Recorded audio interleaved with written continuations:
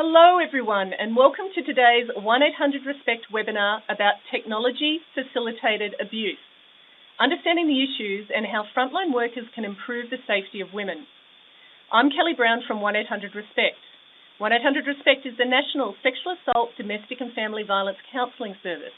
The service provides support for anyone impacted by sexual assault, domestic or family violence, including frontline workers that are seeking information, advice or support.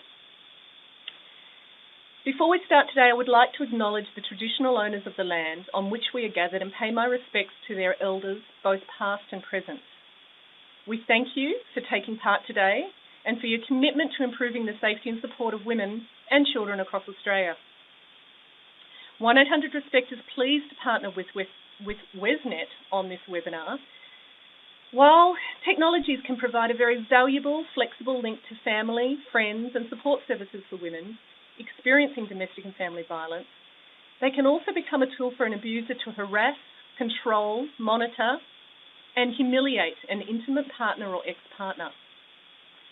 At the end of this webinar, we will provide you some information about some exciting new 1800RESPECT resources that can support frontline workers and women to increase their safety when using digital technology. These resources will be made available in the 2016 1800RESPECT Frontline Workers Toolkit that will be launched on the 25th of November as part of the 16 Days of Action. So stay tuned for more information about that. And sign up on our homepage of the website to our newsletter or download our toolkit to make sure that you receive these resources. Please note that today's webinar is live and it's interactive, and throughout the webinar we encourage you to actively participate by using or typing into the chat box that is on the bottom left-hand corner located to the right of the cogwheel. We'll try to answer as many of your questions at the end of the webinar as possible. If you're experiencing difficulty with the sound during the webinar, please use the chat box or dial the 1800RESPECT support number that's listed below. So finally now, we are very pleased to welcome our presenter for today, Karen Bentley. Our presenter, Karen, is the National Director for the WESNET Safety Net Australia project. There she is on screen now, giving a little wave.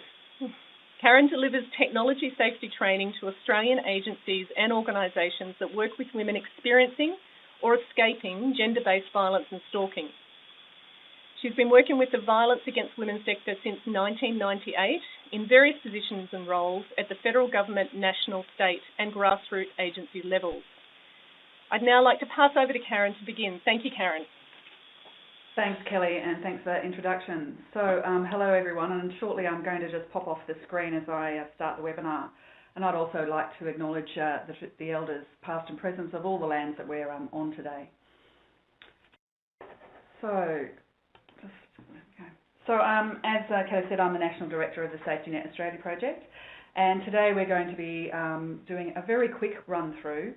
We're going to give you a brief overview of some of the common ways that frontline services are seeing technology-facilitated abuse with their clients. I have to say this is a really huge topic and we're really only going to scratch the surface today, but at the end of this webinar I'd really like you to be able to leave and have a better understanding of how technology is being misused by perpetrators, how you can best support your clients when they're experiencing it, and what ways that women can use technology to actually collect evidence and hold perpetrators accountable.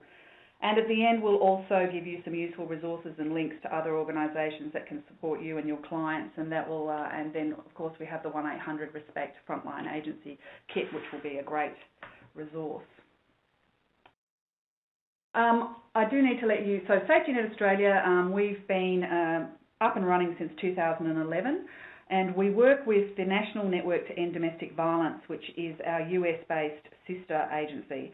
And they've been working in this space since 2002, and they've trained over 90,000 domestic violence workers, police, prosecutors and others. So we use their curriculum here in Australia, and we've adapted it for the Australian youth. So it's great to have that resource there. WESNET is the national peak advocacy body in Australia for domestic and family violence services.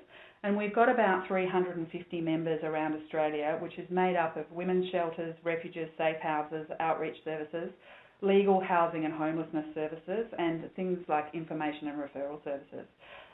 We provide high-level advice to governments and other decision makers, and we are also the lead agency for the Australian Women Against Violence Alliance. So just before we begin, just wanted to make sure that we go through our understanding of domestic and family violence so that we're all on the same page. So we understand domestic violence or domestic and family violence to be more than physical violence. It also includes sexual, emotional, financial, spiritual and cultural, and now we say technological abuse. These are all tactics of coercive power and control, and they're often used together by the abuser to have control and power over his victim. We understand domestic and family violence against women to be a gendered issue and with huge human and economic costs to individuals, communities and society.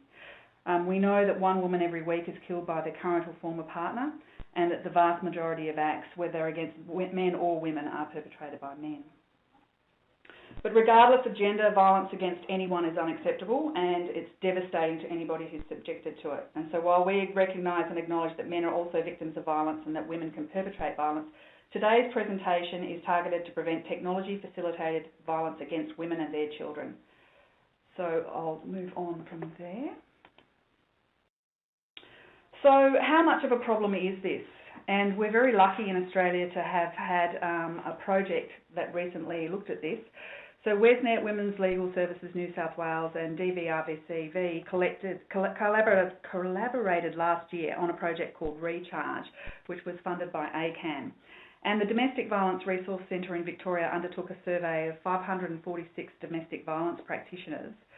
And it found that 98% of those practitioners had supported clients who had experienced tech abuse.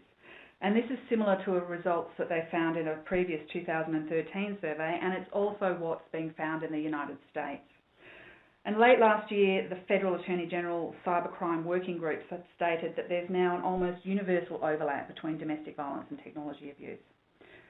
The 4 most common types of technology that are used in Australia to threaten, harm or stalk women are texting, Facebook, email and GPS location tracking. At WESNET, we're increasingly called by support workers across the country for advice regarding the women that you are all supporting, and men are turning up metres away from refuges. We know that women are experiencing multiple forms of abuse, and it can be online and offline, and they feel like there is no escape. One recent article described it as tethering of women. Women feel like it's 24 hours a day and they are forever looking over their shoulder with no escape or relief possible. So there are many different ways to categorise technology-facilitated abuse, but one way to look at it is falling generally into these 4 categories. So harassment, which is basically using technology to annoy, abuse, harass or intimidate. It could be by phone, it could be by text message, email, instant message or some other means. The second way is monitoring and stalking. So this is generally about somebody accessing a person's technology, either physically or remotely, to learn or know about what they're doing and what their activities are. It could also be using location technology to track somebody's physical location. The third category is impersonation. So this is where people pretend to be somebody else as a tactic of further abuse. So they might impersonate somebody to pretend to be someone else and to cause harm or ruin a reputation or damage relationships. Or they might impersonate somebody to stop access to services. And the 4th area is threats and punishment. So that might be threatening to harm or threatening to humiliate.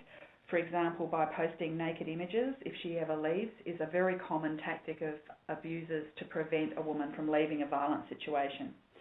And there can also be an element of punishment, so where abusers log into people's accounts, change their passwords and prevent them from having access to either government portals, online accounts, emails or bank accounts. Could we have the first poll now? So I just thought I'd ask all of you what types of abuse you're seeing in your clients.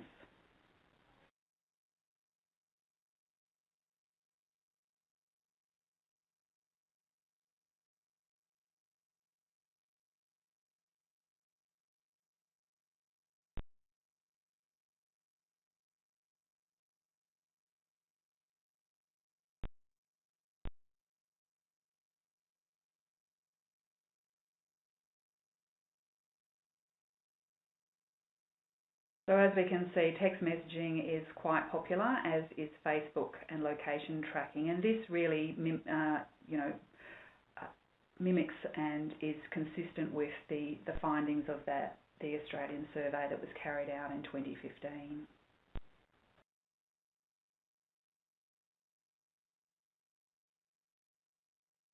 So we might stop that poll there and move on.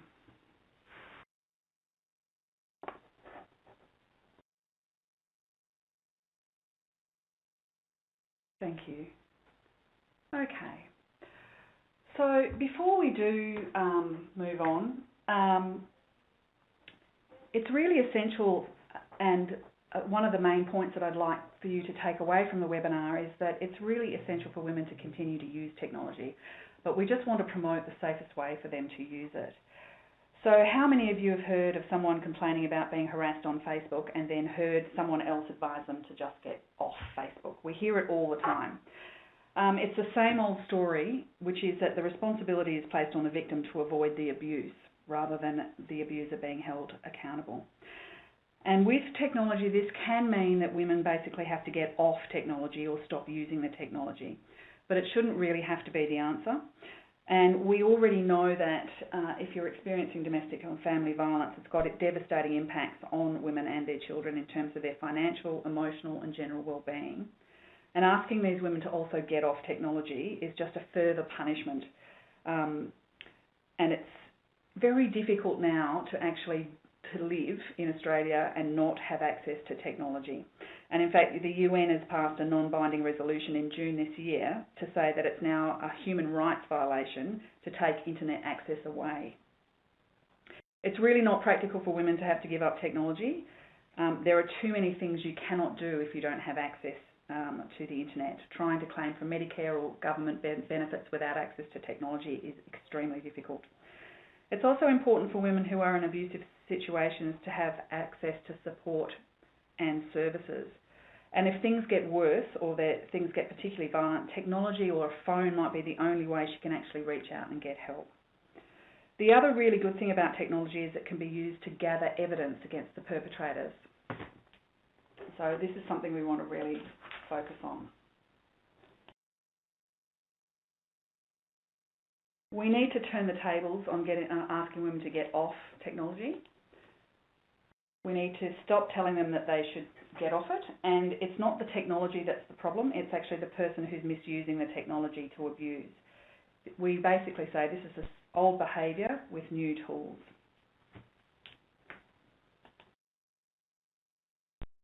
So emerging technology abuse is now well and truly emerged in Australia, and we've seen that over the last 5 years or so, and it's increasingly being used against women. So it's really important to harness technology to promote safety, and it can be used, as I said, to gather evidence against perpetrators. Safety planning around technology should be individual and specific, and technology can absolutely help with information and achieving safety. We're not saying either that women experiencing technology abuse should stay on every single bit of technology, or no matter what. We need to actually do this sort of in a planned and risk assessment manner. There will be times when it might be safer for her to be temporarily off certain devices or applications, but we don't want that to be a long-term arrangement. Basically, there is a gender divide again in technology, and we need women to have full and safe access to technology, because punishing them by making them get off it is really not going to help the situation.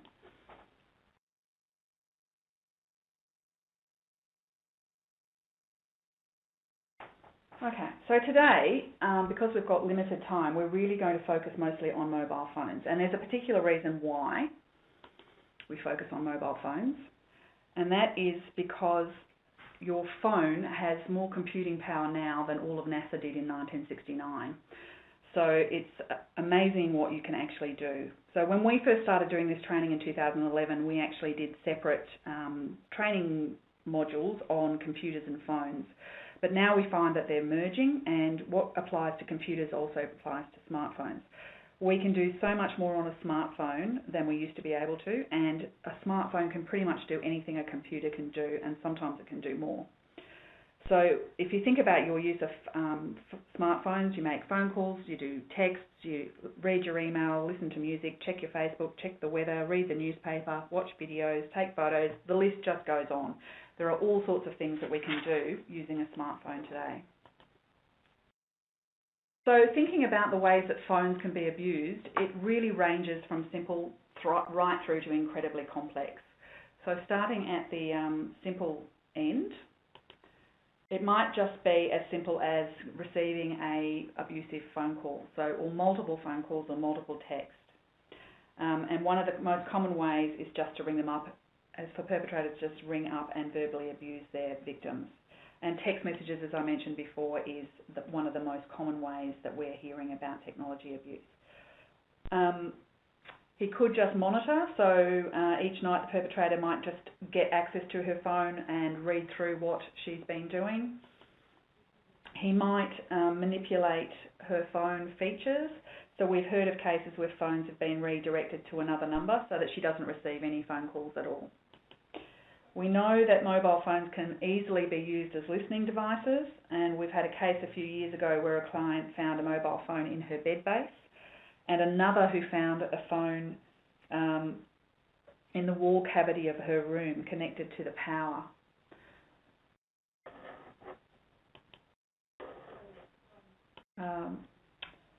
We know also that phones can be used for spying with spyware. In the case of the phone in the wall, the perpetrator had just set it to silent, and he presumably rang in whenever he wanted to hear what was happening in the bedroom.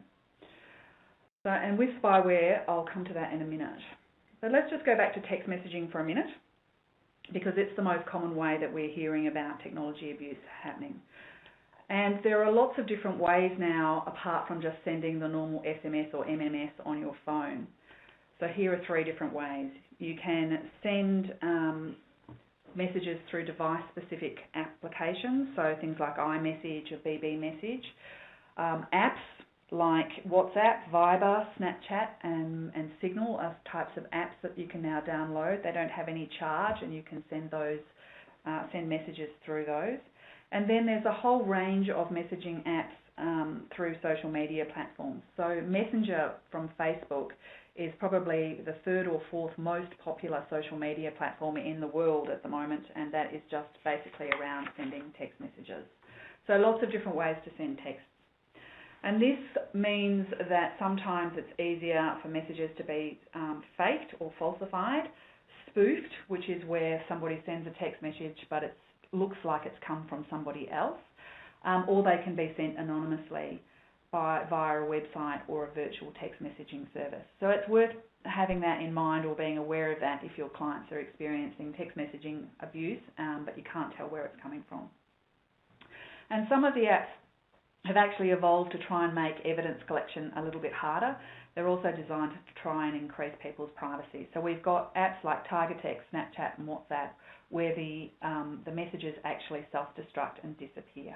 And of course we've had a range of other apps which have developed in concert with that to try and stop that from happening, so that you can't hide them, but they are all there and aware.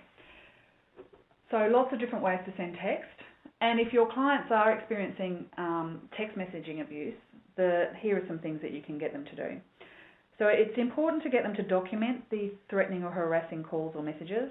So with the messages or text messages, you can get them to take a screenshot, and there are lots of videos on the websites around like eSafety for women that can tell you to do that. If she's really being harassed and she just needs to have a break from that, she might consider blocking his number temporarily, although that may not stop the abuse from happening. She might consider getting a new phone, or she might use a virtual phone number to avoid having to talk to him on a particular phone. If she is going to get a new phone, she needs to be a bit strategic when she's creating a new account or linking them to current email accounts, because the abuser, if the abuser's also on the account, it may provide him with access to the new phone number. So for example, if you get a new prepaid service, you need to ensure that your contact details with the phone provider, say for example Telstra, are up to date. So we've had cases where women have got a new account, but they haven't updated their details, and so they have a new number, but then the perpetrator is notified immediately because he's on the contact details, and the information is just sent straight through to him. So documenting is really important, and we'll come back to that a bit later on about why.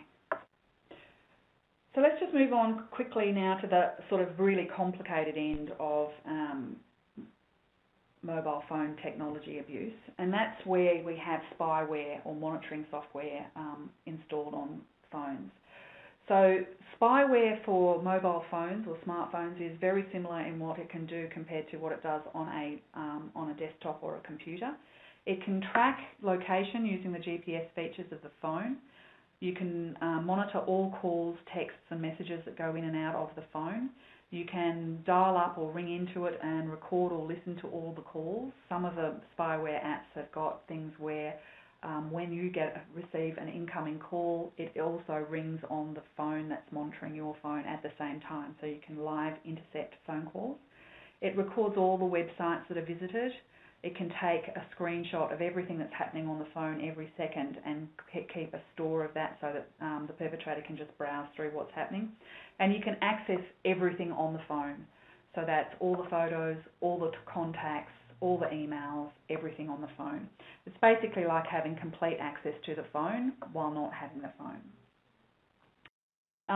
Software at the moment, generally you still require physical access to the phone to install spyware, or you need to have clicked on a link or accepted some kind of invitation by text or email to then install the software. So it requires it requires the owner of the phone or the person on the phone to actually take some steps to have it installed.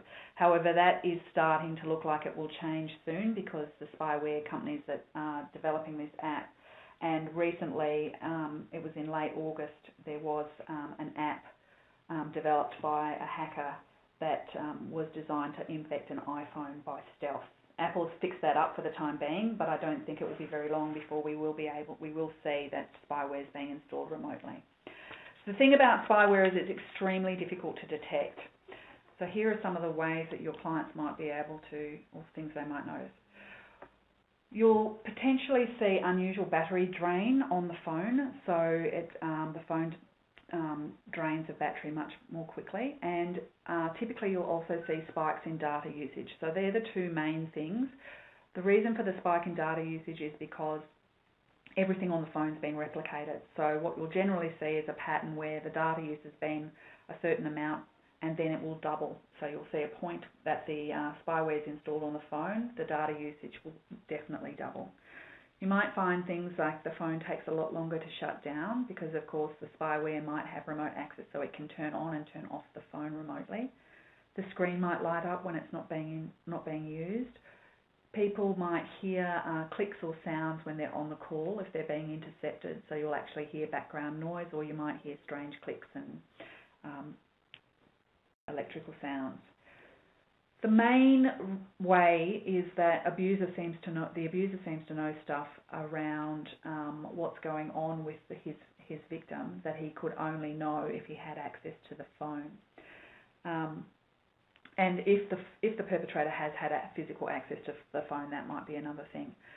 So older phones, of course, do have battery drain that goes a lot faster, so that's not in itself a reason to suspect that you've got spyware on your phone. You really usually have to have a range of these types of things happening before you can sort of jump to the conclusion that there's spyware on the phone. But that's spike in data usage, and the abuser uses this to basically threaten, intimidate or scare their victim, so they usually let slip some tips or hints that they know things that they shouldn't know.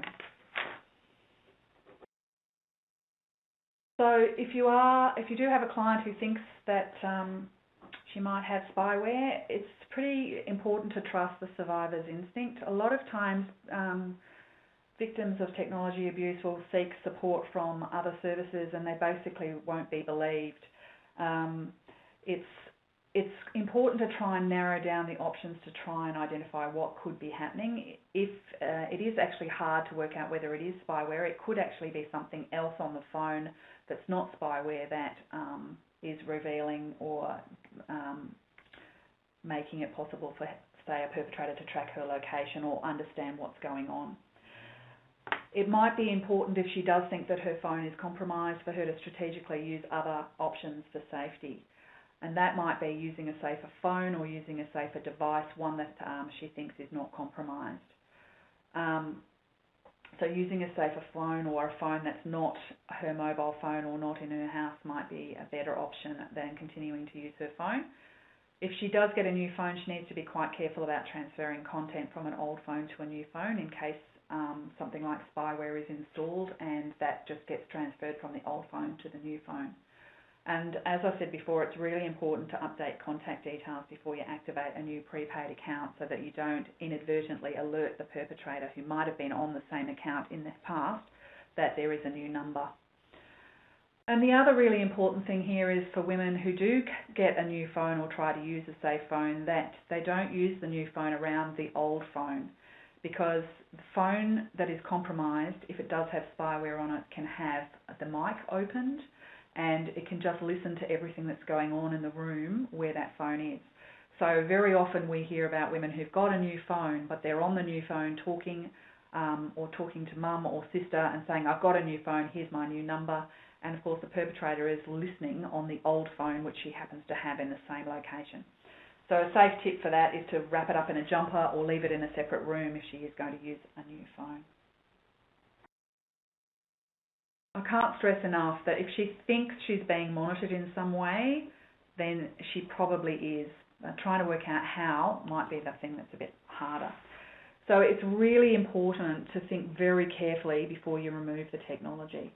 And that's because if the perpetrator is monitoring her remotely at a distance, particularly if she's in a separate location or has left the relationship, that's one thing. But if you remove that remote monitoring device or ability for him to monitor where she is, he may turn up in person, and that could be a much worse scenario for her.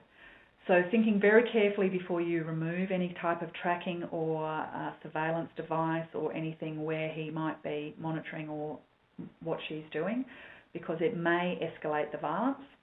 And the second reason, and another very important reason, is that if you suddenly get rid of a mobile phone, ditch it, delete it, or you get rid of an app, you may actually be destroying the evidence. So that might be something that's really crucial if things escalate and it needs to go to court. So always, if she's documenting stuff, so if she's taking screenshots of the text messages, if you're doing that, for example, in the WhatsApp app, it tells you that somebody else is taking a screenshot. So she needs to think about what will happen if the perpetrator knows that she's documenting what's happening. How does the actual technology inform the perpetrator what's going on? So just thinking very carefully and having a safety plan before actually removing technology. It may be safer for her to keep a compromised phone but limit what she says on that phone and use a safer phone than suddenly, freaking out about the phone and ditching it altogether.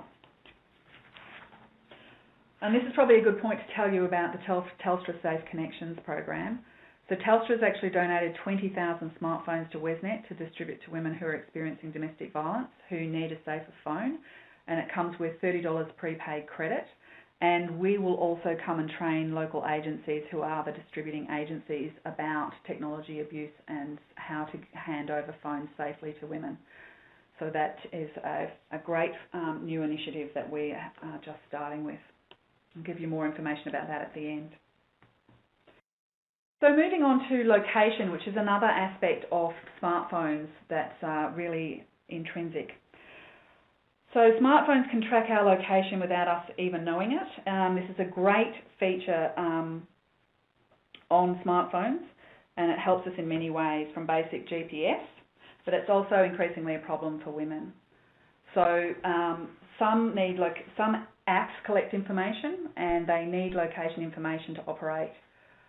But it's really important to have a look at those types of all the apps and have a look at what location settings are turned on. Most apps will ask you permission about whether or not they're going to record your location. But the other thing about location tracking is it's not always apps. It could actually just be that it's a phone that's handed to a child and that has location.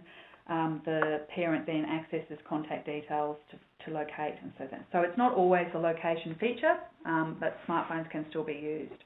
The other thing to be aware of is things called like accidentally sharing, so geotagging. So location can be added to pictures that are taken with phones, and if you upload those to some forms of social media, it might actually reveal a location of the woman if she's sharing photos through social media. I should just say that Facebook currently strips that data, so it might be safer for a woman who's in a secret location to send photos up through Facebook rather than directly, because they will still have data in them. The safety tips around this are for a woman to turn off the location services in her mobile devices setting if she thinks it's safe to do so. So if she's trying to stay hidden, that would be very important for her. But if she's in a current relationship and he is monitoring her whereabouts, it may not be safe for her to turn that off. You can turn off the geotagging for photos in the settings of most smartphones, and you can control which apps access your location. It's probably a good idea to actually decline the location access on most apps unless you absolutely need it to do it. So obviously a map app would need to have location turned on, but there are all sorts of other apps that ask for your location details and they don't have any reason to have it. Working out location tracking can be quite tricky. So is it because of the phone if she's being tracked, or has he got access to the phone? Has he got some other access to an account that tells him where she is? Asking a client to leave her phone behind or turn it off might not actually be realistic. That might be the only way that she can actually get help or call 000 if she needs it. So you need to weigh the privacy versus safety risks with mobiles and location. You also need to talk to your clients about their children's use of mobile phones. Quite often children are given devices, Apple or other devices, by the non-resident parent so that they can communicate, and they are often misused to track. And if it's not the phone, you might actually need to start thinking about what else might be tracked. Is it the car? Is it another tracking app or another device? Or is it something as simple as Facebook tagging by a friend? Social media. So we'll just quickly go through some of the social media things. So almost everyone is using social media today, including clients, victims and abusers. And many users don't understand the privacy options of social media sites. So pictures and information are frequently posted on sites, and they're often used against people in court cases by employers, future employees, when doing things like job applications. So many social media sites are collecting all sorts of information about users. And the ways in which they can be misused is that abusers can monitor victims' pages, they can set up whole new fake profiles, they can hijack those pages and embarrass, harass, or basically wreck relationships. Quite often we hear about people friending the victim's friends and family. They can gather information about what they're doing on social media, but also through search engines. And they also can use social media to post really horrible, naked or harmful images, which is often colloquially known as revenge porn. We know that this is happening quite a lot, so that DVRCV survey found that nearly 2/3 of the practitioners felt that social media was being used to make threats, and it was frequently done via friends and families. And nearly half the practitioners had clients who had perpetrators threatening to distribute or post private photos. So there's a lot of threats made, particularly to distribute sexualised images through them. Again, giving up social networks shouldn't be the solution. Talk to the clients about their settings, their privacy and security settings. Talk to them about their use and their children's use of all online spaces, not just the major social working sites. There are all sorts of sites where they could be accidentally or unwittingly revealing information. The interconnectedness of the online world, so we have the same email address, often we have the same password, you use Facebook to log into all sorts of different types of programs and apps, and so where one is connected to the other. And avoiding the internet is really not possible, but having better privacy and safety is. So teaching your clients about how to keep their privacy and safety settings up to speed and keeping those software updates is really important. If you do have clients who are experiencing abuse through either Twitter or Facebook, these are fabulous guides. So, I can use a pen, but we have these brilliant guides from the National Network to End Domestic Violence, and one is on Facebook and one of them is on Twitter, and these are available through our website, and I'll give you that address at the end. And we've also got a safety planning booklet that goes through a whole range of different types of online and technology abuse that you can purchase from our website. If the client is experiencing abuse, document again what's happening. Try and keep a log of what's happening to establish a pattern. If there's stalking behaviour, it's illegal to stalk in all states and territories in Australia. Taking screenshots using either on the computer or the phone. If you can't do that, take photographs of what's happening on the social media. Printing out the pages, keeping a separate copy in a different location would be useful. And also remembering not to delete emails, text messages or voicemails if they have got abuse. You can also record either abusive phone calls or conversations if that's legal to do so. There are some issues around that. Queensland, it's no problem, but for other states in Australia, there are some issues around recording. Most people can use that as evidence, though, if they need to. On social media sites, most sites have got rules about what's allowed on their sites, and there are always some kind of reporting capacity. Well, for most sites, there are some sites which are a bit shady that do not have that, but most genuine social media sites will have a way of removing or reporting unsavoury or abusive, harassing or threatening posts. So have a look at those. Most sites have got some kind of notice and takedown procedures. In Australia, if you have a client who's under 18 who's experiencing cyberbullying or some kind of sexual abuse online, you can go through to the Office of the Children's E-Safety Commissioner. That's really fabulous. They can help you take things down. You do need to report make a report using the social media platform and wait 48 hours, and then after that you can report it to the E-Safety Commissioner, and they will try and take it down if they think it is, consider it to be a cyberbullying or child sexual abuse online. If you're over 18 and you're experiencing serious abuse online, there is also the Australia Cybercrime Online Reporting Network. This is really more related to cybercrime, but it is currently the only real avenue with government in terms of over 18s.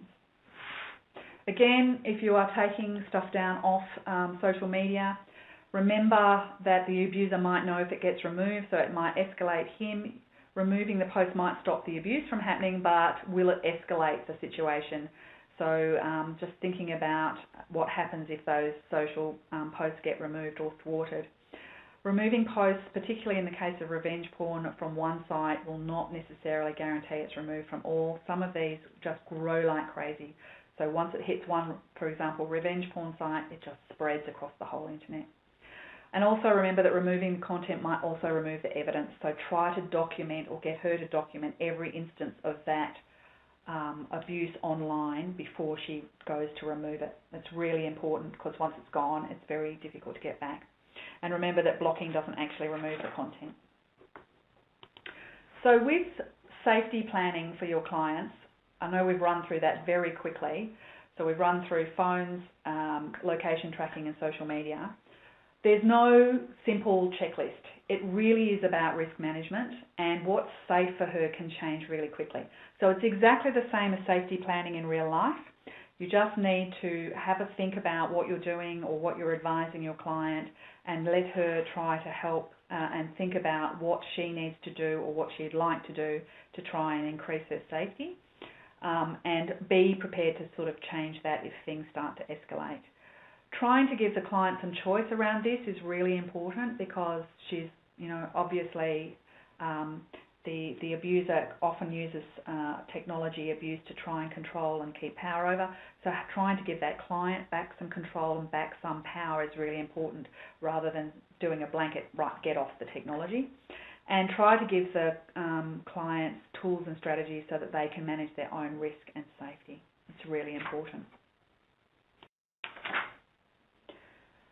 So the things around technology abuse is that it can really heighten fears and misunderstandings. It's quite difficult sometimes to work out how the technology abuse has happened. Sometimes it's obvious, you're getting 50 text messages a minute, but sometimes it's really hard to work out how the technology is being misused, or how she's being tracked, or how he's finding out information he shouldn't have. It's also really minimised. So when women go to the police or report this, they're often told it's in your head. That can't really be happening. So it's very easy for people to experience tech abuse as not happening or in your head. And the perpetrators can be very clever about how they sort of mess with people's heads by doing strange things, so it doesn't look like on the surface anything's happening. It's really hard to sometimes identify which technology is causing the problem. So trying to sit down and systematically work out what's happening and how it might be happening is a good way to go. And that said, even though technology can be misused, it also can be used for good. So we mustn't forget that we can turn the tables and actually start using technology to collect the evidence, and also that women can get support and access to services when they previously couldn't. So technology is that. So where do you start? You have to think about what's happening. So is it just lots of text messages being abusive, or does he keep turning up where she is, so he keeps finding her? What does he know? Does he know the content of an email? Does he know the content of a conversation that was had on the phone? Or does he just know that the conversation or the email was sent? So what does he know? And that can help you identify how the technology is being used. What kind of access does he have to her technology? Has he had access to her home? Is he currently co-located with her and has access to a shared computer? Does he have access to her phone or not? That can also help you work out what type of technology. The other thing is it technologically possible? And that's hard to work out sometimes, and we hear of some very interesting sort of cases where people say, he walked past me and there was spyware on my phone, but that may not actually be technologically possible. Might be tomorrow, but today it's not. So actually working out what's actually technologically possible is something to also keep in mind. And we also highly recommend trying to keep it simple. Don't jump to conclusions that it's always spyware on the phone. It might be something really simple, like somebody's tagged your face or your photo on Facebook and that's revealed your location. Getting rid of technology is not the answer.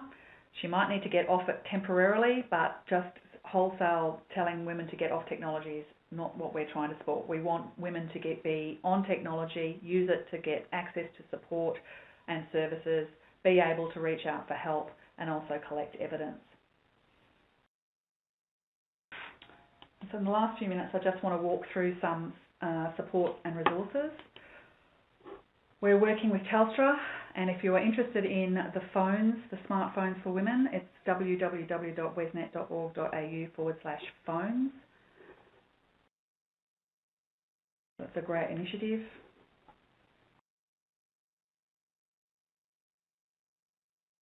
Please visit our website for that. There are a range of legal guides which actually go through all the different types of legislation for each state and territory in Australia, and they're available on the smartsafe.org.au website under legal guides. There are 3 sets of guides for every state and territory in Australia, and they give you an overview of relevant legislation in your state for surveillance, other criminal offences, and intervention or domestic violence prevention orders. There's also eSafety Women training and a website. So the Office of the Children's eSafety Commissioner is rolling out free 2-hour training on keeping women safe online. That's available through their website, and their website also has a whole range of resources on how to change settings on mobile phones and smartphones and other devices, which is a great resource. We're hosting the inaugural Technology Safety Summit in Sydney on the 21st of November, and that will bring together domestic violence sector, legal, justice, police, government, corporate and technology companies to talk about the latest emerging issues in technology safety in Australia. And we have a whole range of handouts on our website at wesnet.org.au/safetynet. So there are safety net handouts for workers and also for clients who might be experiencing technology facilitated abuse. And now I'm okay for questions. Wonderful, Karen. Thank you for that presentation. And we have had lots of questions come through, so I might jump straight. I did go over time a bit. That's all right. We'll have to. We clearly won't get to all of them, but I'll just jump straight to a few of them right now. Mm-hmm. Can Telstra shops assist with identifying and removing tracking devices on the client phones? Look, I think some Telstra shops might be able to do that, but it's going to be pretty variable, and we know that we certainly haven't trained Telstra frontline staff about this issue, and they're certainly not going to necessarily understand some of the dynamics in domestic and family violence. So we don't I think it will be mixed. You could try, but we're not sure that they would all be able to do it. And I think that's part of the reason that Telstra's donated 20,000 smartphones to Wesnet, because they want us to distribute those phones through frontline agencies where women can actually get support from domestic violence workers to do some safety planning, and that we can train the frontline workers on how to give a woman a new phone more safely. That's a lot easier than trying to identify whether a phone's compromised. Great. And if someone wants to refer a woman for one of those phones, how would you find out where they could go to get one of those? You can.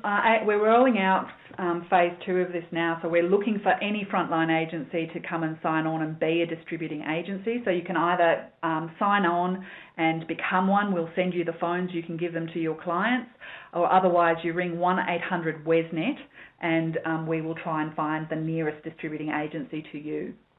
Great. What role do or should social media companies play in maximising gendered safety online? I think this is a really topical issue, and we're really pleased to see, certainly 4 years ago, I don't think any of the social media companies were doing anything much about this particular issue, but it's really starting to gather some speed. And we know that our sister agency in the United States had a lot of success with working with Facebook and Twitter. So that's why we now have those guides for survivors of domestic and family violence. So they're really aware of it, and they are working with our sister agency in the United States to try and really tackle this particular issue. And we're also starting to see some of the big social media giants taking this more seriously as well. So I noticed 2 days ago Instagram has just rolled out a new feature where it enables people to filter out comments using block lists, and that's the first time that's happened. Twitter's also doing quite a lot in terms of trying to stop hate speech. And we also know that Google, for example, has banned or stopped displaying sites which host revenge porn. So you can't find revenge porn sites on Google. So they do have a big role to play. They are starting to listen. There's a lot more work to do, but I think that they will have to play a really big role in trying to deal with this issue. Wonderful. Someone has asked, given the large use of social media, what would you recommend as a software safeguard to protect against abuse through technology? Oh, look, there's no one magic piece of software that's going to protect somebody from technology abuse. It's just too big. Mind you, if anybody knows of anybody developing that, let me know, because I'd like to buy shares. It would be amazing. Look, there's no one fixed answer for anything to do with technology abuse, but there are really sensible things you can do. So the main thing is around your privacy and security settings and making sure that you've got those software, those media apps on your phone, apps on your computer up to date so that it's the latest version, because they're constantly blocking some of those security holes. And you can control who accesses your account and who sees your content through those two privacy and security settings. Great. Also, having a really strong password is the other thing that I would say, because most things are hacked or accessed by having weak passwords. Right, okay. And what I think we're going to have to come up to our final couple of questions, but what legal protections exist for women who experience abuse through technology? Look, it's the same for online or technology abuse as it is for abuse that happens in real life or in day-to-day. So we've got stalking laws in every state and territory in Australia. So if people are being stalked, there are stalking laws. So documenting the evidence and you know the fact that it's happened more than once and that you're fearful is available as an option. We also have a whole range of criminal crimes in Australia. So there's crimes in relation to surveilling, so listening devices, monitoring, installing spyware are all illegal. The main way that we deal with domestic family violence, of course, is through intervention orders or domestic violence restraining orders. And there are ways and language that you can include in some of those in some states and territories, because of course some have got mandatory text in them that might be able to include technology.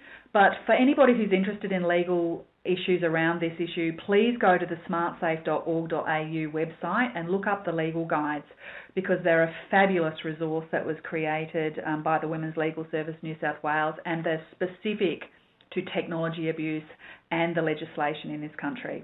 It's got a little way to go, but these are a great new start in terms of you understanding as a worker what legislation is currently there that you might be able to advise your client. And sometimes it's really good to be able to go to the police and say, this is a threat over a carriage service and this is the piece of legislation that they're breaching. Wonderful. Thanks, Karen. I think we might have to move on to wrapping up now, but thank you for those questions and answers. I'd like to now just bring to everybody's attention that the next webinar, which will be held in November, will be about vicarious trauma and looking after yourself if you're a frontline worker. The date's to be confirmed, but if you subscribe either through the homepage of our website, down the bottom is the subscribe function, or if you download our toolkit at 1800respect.org.au/toolkit, we will endeavour to keep you informed of upcoming webinars. As I said earlier, we are coming up to the 16 days of action in November, and we'll be releasing a range of different resources, including some new tech safety resources. So we recommend that you download the toolkit as a key way of ensuring that you get those updates during the 16 days of action. I'd also like to bring your attention to Daisy, which is an app that 1800RESPECT has developed to help connect women and frontline workers, as well as family and friends, to local support services, either services in their regional or local area. Finally, I'd like to now thank you for attending and contributing to today's webinar. If you stay logged in, you can take our online survey. The survey button is located in the bottom right-hand corner. We really appreciate your feedback, and thank you again for attending, and have a pleasant afternoon. Thank you, everyone. Thank you.